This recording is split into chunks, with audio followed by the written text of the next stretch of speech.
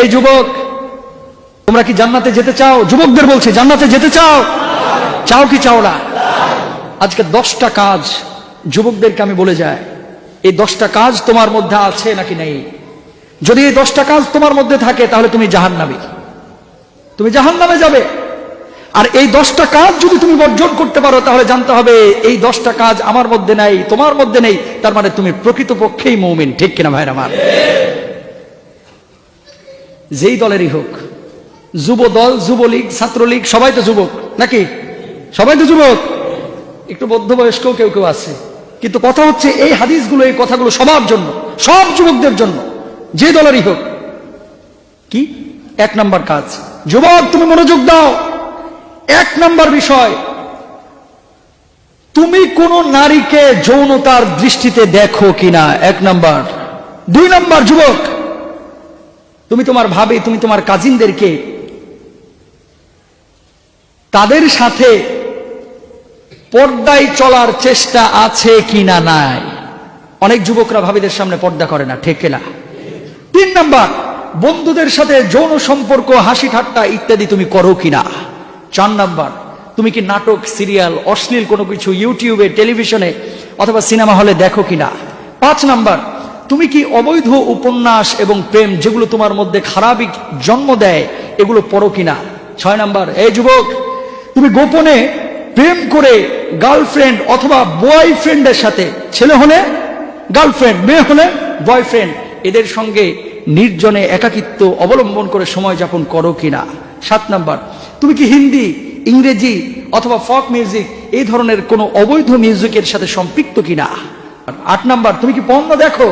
9 number, ফোনে কোনো যুবক কোনো ছেলের সঙ্গে, কোনো যুবতী অথবা কোনো যুবক কোনো মেয়ের সঙ্গে যৌনতার কথাবার্তা ইত্যাদি আলাপ আলোচনা করে কিনা।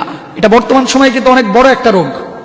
আগে কিন্তু এগুলো হতো না, কিন্তু এখন ফোন হাতে হাতে আসার কারণে যুবকদের মধ্যে এই পাপের প্রবণতা বেড়ে গেছে।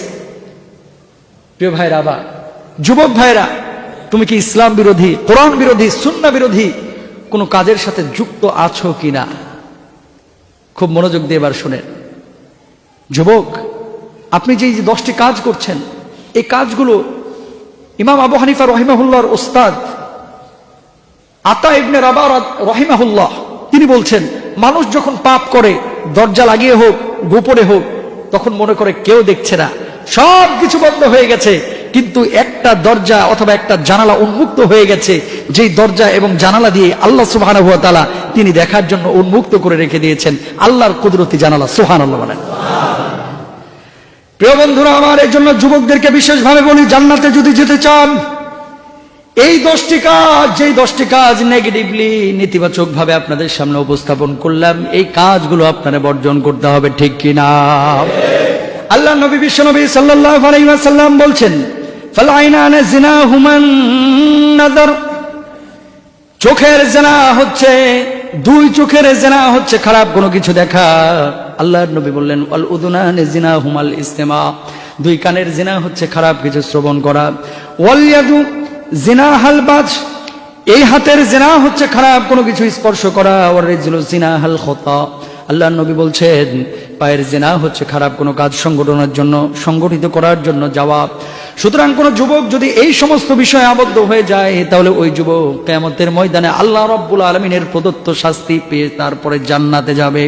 কিন্তু জান্নাতে যাওয়ার আগে ওই যুবক যে কষ্ট পাবে, জাহান্নামের আগুনে পুড়বে, তাকে জ্বালানো হবে, এই জাহান্নামের আগুনের পোড়ানো অবস্থা, জ্বালানো অবস্থা সহ্য করতে পারবে না, ঠিক কিনা। 2 মিনিট মোমবাতির উপরে হাত দিয়ে রাখতে পারবেন? পারবেন? আগুনের উপরে বসে থাকতে পারবেন? পারবেন না। এজন্য আল্লাহ রাব্বুল আলামিন বলছেন, ইন্নামা হাররামা রাব্বিয়াল ফাওয়াহিশা মা যাহারা মিনহা ওয়া মা বাতান, বলুন আল্লাহু আকবার। ওয়া আল্লাহ রাব্বুল আলামিন প্রকাশ্যে এবং গোপনে যত ধরনের পাপ মানুষ করে থাকে, এই পাপগুলোকে হারাম করে দিয়েছেন, নিষিদ্ধ করে দিয়েছেন। কোন যুবক যদি এই পাপগুলো বর্জন করে, আল্লাহ রাব্বুল আলামিন ওই যুবককে প্রকৃত আবেদ রূপে কবুল করে নেবেন। প্রিয় ভাইরা আমার, আমরা যখন পাপ করি অনেকেই মনে করি কেউ দেখছে না, কিন্তু আল্লাহ রাব্বুল আলামিন কি বলছেন খেয়াল করুন। আলাম ইয়ালাম বিআন্নাল্লাহা ইয়ারা,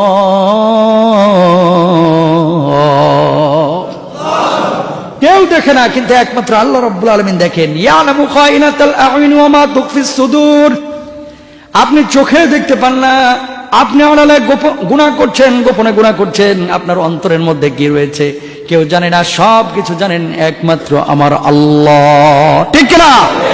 আজকে যুবকদের যে সমস্যাটা এই সমাজের মধ্যে দেখা যাচ্ছে, সমস্যাটা হচ্ছে রক্ত অতিরিক্ত গরম। রক্ত কি? জোরে বলেন।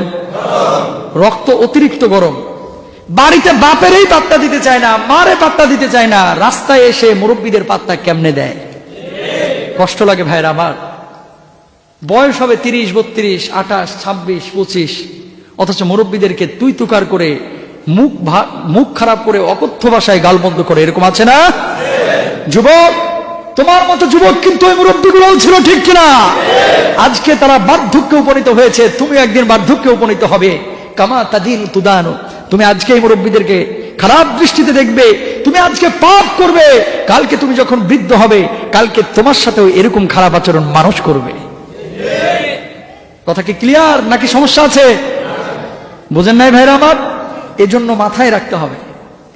অন্য আয়াতে আল্লাহ রাব্বুল আলামিন বলছেন, ইয়াউমা তুবলাস সারাইর ফামা লাহু মিন কুওয়াতিন ওয়ালা নাসির। এই যুবক, ও দুনিয়ার মানুষেরা, তোমরা সেই দিনটাকে ভয় করো যে দিনটা আল্লাহ রাব্বুল আলামিন তোমাদের সমস্ত গোপন পাপগুলোকে উন্মুক্ত করে দিবেন। নাউজুবিল্লাহ বলবেন না? কিছু কিছু মানুষ আছে এমন পাপ করে, পাপ করার পরে সে আবার আত্মমর্যাদার ভয় করে। খেয়াল করবেন, যাই হায় এই কামটা যে করে ফেললাম, যদি মানুষ জানে কি মনে করবে। আছে না নাই? একজন মানুষ আবাসিক হোটেলে গেছে আজে বাজে কাজ করতে, মুখটাকে ঢেকে মাসমুস লাগায় গেছে। বাইর হওয়ার পরে এদিকে তাকায় ওদিকে তাকায়, কেউ যেন দেখে না নেয়। 3 দিন পরে ঠিকই টের পেয়ে গেছে, যে হোটেলে গেছিল সেই হোটেলের ম্যানেজার হচ্ছে বাপের বন্ধু। কথা বুঝেন নাই? হ্যাঁ, চিনে ফেলছে, তারা কিছু বলে নাই, পরে বাপেরে বলে দিচ্ছে।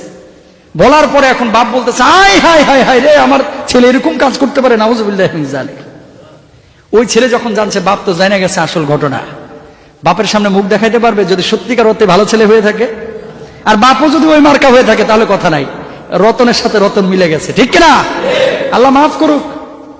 তো কিছু পাপ আছে যেগুলো আপনি গোপনে করেন, কেউ জানুক এটা আপনি চান না। কিয়ামতের ময়দানে আল্লাহ রাব্বুল আলামিন এমন কিছু মানুষের জন্য সেই পাপগুলোকে উন্মুক্ত করে দিবে। গোটা হাসরের ময়দান, সেদিন কোটি কোটি বিলিয়ন ট্রিলিয়ন মানুষ এখানে দাঁড়িয়ে থাকবে, আর আপনার এই পাপগুলোকে ডিসপ্লে করা হবে, দেখানো হবে।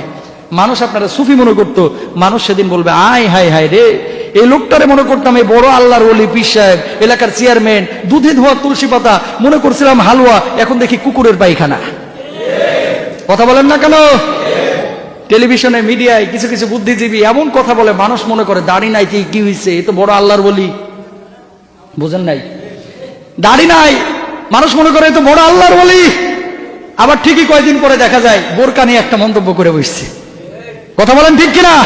কয় বোরকা স্বাস্থ্যের জন্য ক্ষতিকর। কথা বুঝেন নাই? তো মনে করেছিলাম আল্লাহর ওলি, এখন দেখি যে আস্থা শয়তানের একটা মানে আপনার কি দোসর বন্ধু। ঠিক কিনা? সুতরাং প্রিয় ভাইরা আমার, এমন দিনকে আপনার ভয় করতে হবে যেই দিন আপনার গুনাহগুলোকে উন্মুক্ত করে দেওয়া হবে। সেদিন কত লজ্জিত আপনি হবেন। এক তো জাহান্নামের আগুনের ভয়, অন্যদিকে মানুষ বলবে, আয় হায় হায় রে, এই মানুষটাকে এতটা ভালো মনে করতাম, এ যে এত খারাপ এ তো বুঝি নাই। বুঝেন নাই? আল্লাহ তাআলা আমাদেরকে এই গুনাহগুলো থেকে বেঁচে থাকার তৌফিক দান করুক। সকলেই বলুন আমিন। যুবকরা, কারো কথায়, কারো প্রোপাগান্ডায় আপনারা বিপথে চলবেন না। প্রিয় ভাইরা আমার, আপনার জীবনের লক্ষ্য হতে হবে আল্লাহর সন্তুষ্টি, সেটা যার মাধ্যমেই হোক। রাসূলের সুন্নাহ, কোন হুজুর যদি বোঝায় হুজুরের মুরিদ হবেন, হুজুরের ছাত্র হবেন। কোন হুজুর যদি না বোঝায় হুজুরের ছাত্র হবেন না। কোন সাধারণ মানুষ যদি কোরআন হাদিস আপনাকে বোঝায়, যতটুকু আপনি বুঝতে পারবেন অতটুকু নিবেন, কিন্তু কোরআন সুন্নাহ এবং হাদিসের বিপক্ষে গিয়ে কোনো অবস্থান আপনি নিবেন না। আল্লাহ তাআলা বোঝার তৌফিক দান করুন।